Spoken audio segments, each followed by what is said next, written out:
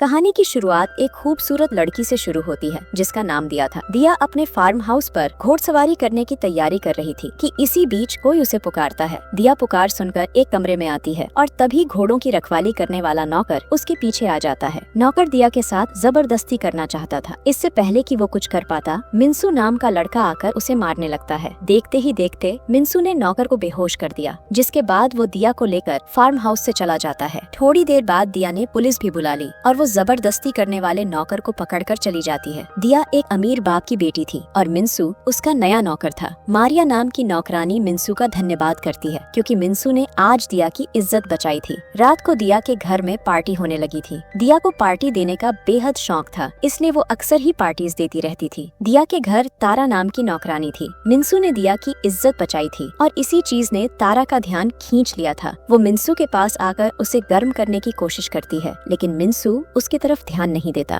रात को दिया मुश्किल से चल रही थी क्योंकि उसने काफी दारू पी रखी थी। इसी बीच मिंसू उसके पास आता है और किसी तरह उसे उसके कमरे में लाता है। वो दिया को बिस्तर पर लिटाकर जैसे ही जाने लगता है, तभी दिया उसे रोककर कहती है कि तुमने मेरी इज्जत बचाई है, इसलिए तुम्हें इनाम तो देना ही पड़ेगा। मिंसू उसकी बात समझने की कोशिश कर ही रहा था कि दिया उसके पास आकर उसे चूमने लगती है। मिंसू भी जल्दी ही गर्म हो जाता है, जिसके बाद दोनों एक दूसरे का पानी निकालने लग जाते हैं। अगली सुबह दिया की छोटी बहन माया भी घर लौट आती है और आते ही अपने पिता से मिलती है। माया पढ़ाई करने विदेश गई हुई थी और पढ़ाई पूरी होते ही अपने घर वापस आ गई थी। इनके पिता का नाम विल था और वो शहर का जाना माना बंदा था। विल से मिलने के बाद माया अपनी बड़ी बहन दिया से मिलती है। माया के घर वालों ने उसे बता दिया था कि एक नौकर ने दिया की इज्जत लूटने की कोशिश की थी, लेकिन मिंसू नाम के एक नौकर ने दिया को बचा लिया था। इसी चीज ने माया को भी मिंसू की तरफ आकर्षित कर दिया था, इसलिए वो मिंसू से भी हाथ मिलाती है। रात को दोनों बहनें अपने पिता के साथ खाना खा रही थी। मिंसू उन्हें खाना परोसने का काम कर रहा था। विल मौका देखकर उससे उसके परिवार के बारे में पूछता है। मिंसू उन्हें बताता है कि मेरे माता पिता कई साल पहले ही मर गए थे। मेरा एक भाई है और वो शहर में काम करता है। उसकी बात सुनकर विल उसे बताता है कि मेरी बीवी भी कई साल पहले मर गई थी, जिसके बाद मैंने अपनी बेटियों को मुश्किल से पाला है। मेरा एक बेटा भी है जो आजकल विदेश में काम कर रहा है। विल की बात सुनकर मिंसू जैसे ही जाने लगा, तभी माया उसे अपने साथ ही बैठने को कहती है। माया की बात मानकर मिंसू उसके पास बैठ गया। इसी बीच विल को एक फोन आता है और वो फोन सुनते सुनते बाहर चला जाता है। मिंसू माया के पास बैठा था, इसलिए माया मौका देखकर उससे छेड़छाड़ करने लगती है। वो भी मिंसू के साथ पानी निकालना चाहती थी, इसलिए उसके साथ छेड़छाड़ कर रही थी। दिया दोनों के सामने बैठी थी, इसलिए उसे कुछ भी पता नहीं चलता। अगली सुबह मिंसू घर के काम कर रहा था। मारिया भी उसके पास ही काम कर रही थी। काम करते करते मारिया उससे बातें करने लगती है और बातों बातों में वो उससे कहती है कि माया और दिया दोनों ही बहनें प्यासी हैं। तुमसे पहले यहाँ जितने भी जवान नौकर आए हैं, इन दोनों बहनों ने उन सभी के साथ खूब मजे किए हैं। तुम इन दोनों बहनों से दूर ही रहना। मारिया की बातें सुनकर मिंसू हैरान हो गया क्योंकि वो तो दोनों बहनों को बला की मासूम समझ रहा था। कुछ देर बाद मिंसू अपने कमरे में कपड़े बदल रहा था। इसी बीच माया उसे छुप कर देखने लगती है। मिंसू का शरीर देखकर वो गर्म हो गई थी। इससे पहले कि वो कुछ कर पाती, दिया वहाँ आकर उसे भगा देती है। थोड़ी देर बाद मिंसू खेत की तरफ जाने वाला था। वो जैसे ही गाड़ी में बैठता है, तभी माया भी गाड़ी में छुपकर उसे जल्दी जल्दी चलने को कहती है। मिंसू उसकी बात मानकर गाड़ी चलाने लगता है। वो उससे पूछता है कि तुम गाड़ी में क्यों छुपी थी? माया बताती है कि मैं दिया से बच रही थी, इसलिए गाड़ी में छुपी थी। वैसे भी आज मेरा घूमने फिरने का मन था, इसलिए मैंने तुम्हारे साथ खेत जाने का मन बना लिया। ऐसी ही बातें करते करते दोनों खेत में पहुंच जाते हैं। खेत में विल के बंदे काम कर रहे थे। माया को देखकर वो उसका स्वागत करते हैं और उसे खाना खाने को कहते हैं। माया को भूख नहीं थी, वो सभी का धन्यवाद करती है और फिर मिंसू के साथ खेत घूमने लग जाती है। शाम को जब दोनों घर वापस आते हैं तो दिया दोनों को देख लेती है। दोनों को साथ में देखकर वो गुस्सा हो गई थी। वो दोनों को अपने पास बुलाती है, लेकिन माया उसे शांत कर सीधा कमरे में ले जाती है। रात को दिया अपने कमरे में थी। इसी बीच उसके बुलाने पर मिंसू उसके पास आता है। दिया उससे पूछती है कि हम दोनों बहनों में से कौन ज्यादा खूबसूरत है? मिंसू कहता है कि आप ज्यादा खूबसूरत हो। माया इसलिए खूबसूरत है क्योंकि उसकी बहन बला की खूबसूरत है। माया को आपके कारण ही खूबसूरती तोहफे में मिली है। मिंसू की बातें सुनकर दिया इतनी खुश हो गई कि वो मिंसू का पानी निकालने लग जाती है।